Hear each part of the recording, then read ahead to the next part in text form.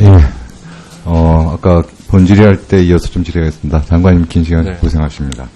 그 말씀하신 대로 일단은 장관님께서는 제도 설계, 약관 등 하게 잘하셔서 전력 시장, 특히 소매 시장을 개방한다 하더라도, 민간에 개방한다 하더라도 올라가지 않을 것처럼 말씀을 하시는데, 사실은 제가 갖고 있는 자료 보면 일본이 파악한 미국 시장도 마찬가지고 이미 다 가격이 올라갔다는 이미 결론이 나 있고요. 그다음에 캐나다나 영국이나 프랑스 다 마찬가지였습니다. 결국은 그것을 정부나 주정부나 국가가 사실은 보조금이나 아니면은 소매 판매를 다시 중단하는 방식으로 해가지고 어쨌든 이 부작용들을 극복해 왔는데, 저는 그래요.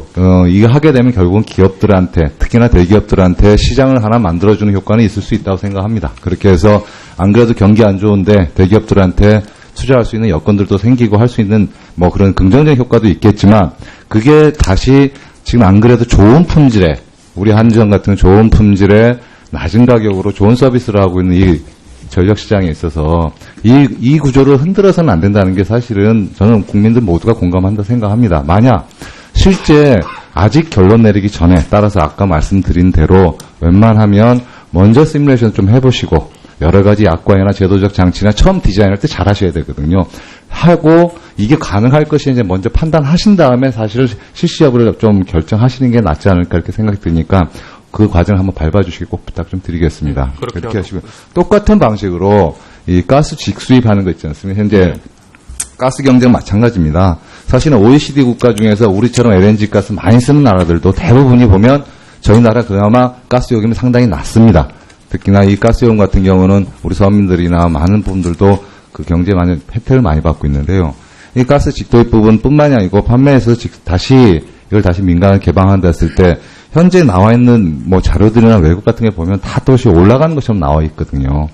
어쨌든 체리 피킹이라고 좋은 시장 같은 경우는 민간에서 다 먹어가고 결국은 공공 부분에서는 공공수혜라는 이유로 해가지고 나머지 사실은 이 손실이 많이 난 부분들을 다시 떠안을 수밖에 없고, 그것은 궁극적으로 나중에 다시 또 세금으로 메꿀 수밖에 없는 이 구조를 정착시키지는 않아야 된다면 똑같은 방식으로 제도 설계할 때, 특히나 디자인할 때 좀 그런 부분들을 감안해 주셨으면 한다는 생각이 좀 들어서 미리 결정하지 마시고 디자인한 것 가지고 민간이 됐든 공공이 됐든 같이 합동을 해서든 간에 한번 시뮬레이션 다 돌려보시고 충분히 국민적으로 공감대가 있을 때, 설득력이 있을 때 좀 추진하셨으면 하는 개인적인 바람을 좀 드리고요. 꼭 그렇게 해주시길 바라겠습니다. 괜찮으시죠? 저희가 도매 경쟁이 확대되면 어차피 가스공사랑 민간 사업자 간의 경쟁이 확대되기 때문에 그 도입 단가를 낮추기 위해서 노력을 할 거로 보고요.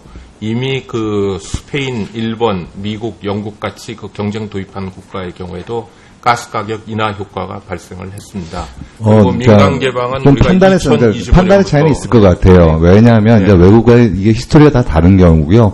특히나 이게 수입선을 다변하니까 우리 입장에서 가스공사가 혼자 구매할 때와 이 직도입하는 부분은 열어주는 것, 다시 말해서 더 열어주는 경우가 생기는데, 현재 GS나 직접 자기들 자가 발전으로 쓰는 부분을 열어주는 건데, 결론적으로 얘기하면 이게 이 경쟁 체제가 오히려 가스 구매 이 요금 자체는 구매 가격 자체를 오히려 올릴 수 있다는 얘기도 있습니다. 사실은 한 면에서 보면. 그래서 그 차이들, 판단의 차이들이 있기 때문에 그냥 함부로 결정 내리지 말라고 말씀을 드리는 겁니다.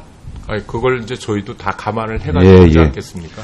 그리고 시간이 얼마 없어서 하나 말씀드리는데, 지금 현재 중소기업하고 중소자영업자 지원해서 산자부에서 지금 소위 지원금이나 이런 걸 해서 하는 예산이 얼마나 됩니까?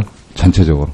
중소자영업자. 제가 정확한 금액은 모르겠는데, 왜냐하면 중소기업청 예산이 또. 제가 하여튼 실제로 보면 상당히 많습니다. 엄청나게 많은 예산, 사업 예산 쓰고 있습니다. 근데 아까 말씀드렸다시피 이 대기업 집단 10조 상향하면서 사실은 한 방에 말아먹을 수 있는 거예요. 그렇게 많은 예산 쓰면서 중소기업들 지원해주고 중소자영업들 지원해주면서 이렇게 골목상권 중소기업들이 지금까지 그래도 먹을 것 해왔던 것들을 대기업들로 하여금 하나하나씩 또 침탈하게 만들면 지금까지 산업부가 노력하면서 중소기업들 육성하고 중소자영업들 보호해왔던 정책 자체가 무의미해질 가능성이 있습니다. 사실은. 왜 그러냐면 지금 현재 이 각각 카카오나 하림의 부분뿐만이 아니고 나머지 기업들이 갖고 있는 이 계열사들 보면요, 그 사람들이 갖고 있는 것들이 대부분이 중소자영업자들이 할 수 있는 계열사들이 상당히 많습니다. 지금까지는 자체 수요들을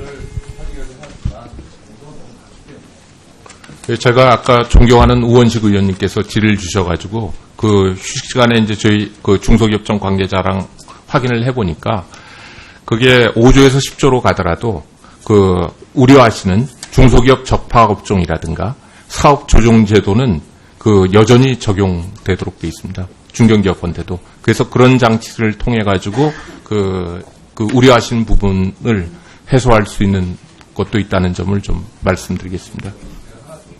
네, 다음 정리를 해주시죠. 네. 네. 왜 그러냐면 카카오나 가림이나 사실은 하나는 육가공업소로 크고 카카오 같은 경우는 아니죠. 그런데 실제로 그런 기업 같은 경우는 지금은 일률적으로 대기업 기준을 이 자산규모나 이런 걸로 하는 것이 아니고 한 번씩 검토해 주기를 바라는 건 뭐냐면 전문 대기업이라는 개념이 있습니다. 그래서 자기가 갖고 있는 그 분야에서 사실은 세계적인 경쟁을 갖추고 하려면은 그 분야에서 규제를 풀어주는 건 저는 맞다고 생각합니다. 다만 그것을 이렇게 가장 규모로 풀어주는 게 아니라 그러니까 모든 시장이 클 수 있다는 거죠. 따라서 그냥 대기업을 규제하기보다는 전문 대기업이라는 개념을 도입해가지고 전문 대기업에서 그 해당 분야에 있어서는 스스로의 사업을 얼마든지 할 수 있는 규제를 풀어주는 방식을 한 번쯤 고쳐보시지 않겠냐는 말씀을 드리고 싶습니다. 예, 지금 의원님 아시다시피 이제 중소기업 이 정부 들어와서도 이제 중소기업 범위 확정하면서도 많은 논란이 있지 않았습니까? 중소기업, 중견기업, 대기업 각각 그 여러 가지 이제 혜택도 부여되고 또 페널티도 부여되기 때문에 그 분류를 바꾼다는 게 상당히 좀 그 쉽지 않은 부분도 있다. 이런 점을 좀 이해를 해주셨으면 고맙겠습니다.